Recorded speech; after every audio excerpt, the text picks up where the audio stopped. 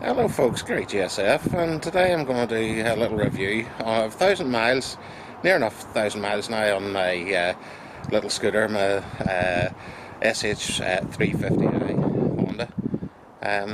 And so far so good. I'm really quite liking it, so we'll give you the rundown of it. So here we go. Right, first thing to notice that the little scooter itself is keyless. So if you have a look, this is the little fob for it. That's just to flash the lights of the scooter, the indicators, and this is to switch the key on and off. So it's off at the moment. If I press and hold that, you'll see the wee LED flashing, and then it'll go green. With the key there, you push this in, okay, and then turn it. And that's the steering lock off, as you can see. Press it again. You go 1, it allows you to open the seat, and then 2 switches it on. So you come here. You can look at the dash, let's see. Gives you the current temperature, the time, voltage in the battery, and the mileage. Now that you can change that as well, but that's 968 miles on it. So if I press the info button A, it'll change that. So it shows me 173 mile range, and press again and give you the current fuel consumption, and back to your mileage. Down here you have your trip computers. Just trying to keep, you can't see it there, okay. So info button B controls that. So that gives you, well, that's the HST, that's your traction control on or off. So that gives you your traction control. That gives you trip A and your trip B. So trip A is the one I reset every tank full. So and it's giving me 72.4 miles to the gallon at present. We'll switch that off. Looks wise, this is really subjective whether you like the looks of it or not. I'm okay with the looks of it. I actually like it because it looks understated. So as you can see, I have put a Puig screen on it, P-U-I-G, I think that's how you say it, Puig screen. I've got actual Honda handguards on it. These are all aftermarket things. The wind deflectors for the hand is there, and as you can see, the top box. All those accessories I have videos of how to fit, and the top box is you can buy an adapter plate, but that doesn't need it. You can just 2 wee drill holes through the stand on the rack, and you can attach it to it. Okay. Single front disc, although it's quite big, and a 2-pot caliber. Now, people look at this and think it's exactly the same as a 125. It's not. There's actually more of a rake. The angle is further forward, so you have a bit more stability. The forks are actually thicker than the 125s. Again, with the back shocks, they're thicker than the 125. One good thing about this that I like, it has an actual oil filter on it rather than just a strainer, which I really like. Come around this side, as you can see, a single disc in there, and the start of the exhaust is stainless steel. Now I'm not sure if the whole exhaust is stainless steel, but the start of it is stainless steel.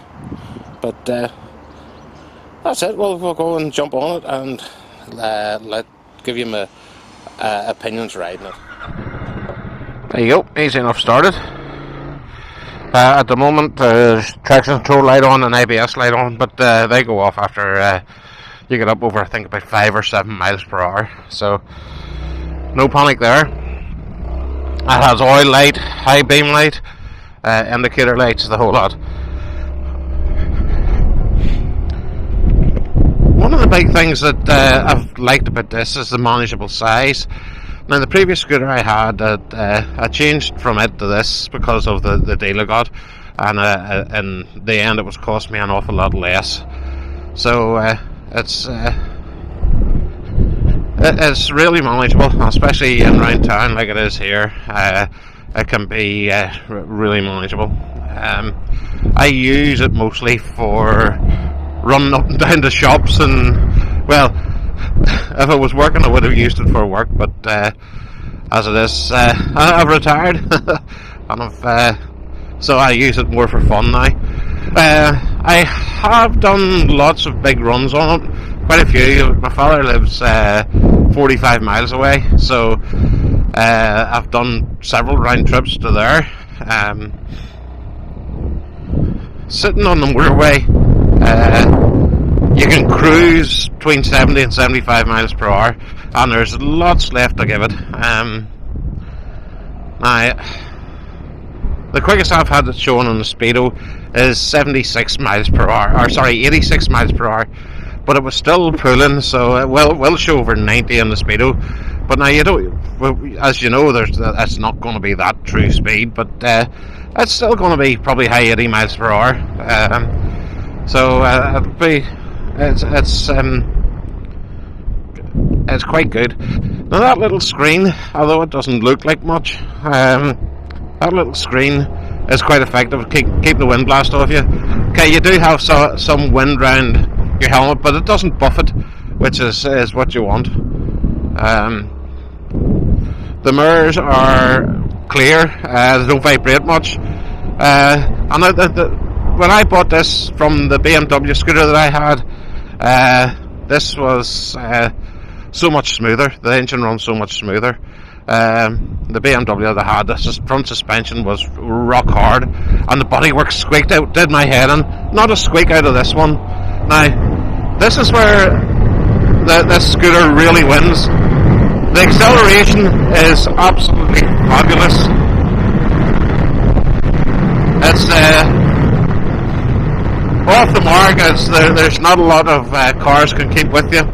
It really is a fabulously fast accelerating little scooter. It's probably the fastest accelerating scooter that I've ever ridden, apart from the ADV 750 Honda. But that's not really a scooter. It's runs on motorbike wheels, and it is an automatic gearbox DCT, so it's not really a scooter. But it was good fun too. The brakes are adequate, not spectacular. They're not really strong brakes, but they are adequate. A good tug on them will pull you up from any speed. They are adequate. ABS on it. The traction control actually did have that kicking in on a dry road. I was accelerating hard, and I come across a little bit of a bump, and it must have spun up a little bit, so it felt the engine. So it has enough power to spin the wheel on a dry road, so it's quite adequate. Handling wise, it does handle like a scooter. It's not motorbike handling. It handles okay. The 16-inch wheels front and back, which are actually wider than the 125, have wider tyres as well. It handles an awful lot better than the 125, I have to say. I had one before the BMW. Comfort wise, the seat is comfortable, and say I've ridden it for over an hour, and the one stint, and there was no aches or pains. The platform where your feet are, I love the scooter with both feet forward, but this, it is just sitting with your feet planted on the platform. Some people prefer it that way. I do prefer the other way, but I can live with this. That's not a problem. Fuel consumption, as I say, at the moment is showing 71.9 miles per gallon. That's pretty good. It goes. I'm usually getting about 66, 67 because I do mostly town work. Now, if I do motorway, I can be down under 60, sitting at 70, 75 miles per hour, which is what 115, 120 kilometers an hour. You'll find that it goes down a fair bit. But the little Honda handguards, they were 18 quid, direct from Honda, Honda accessory. It's a must-have.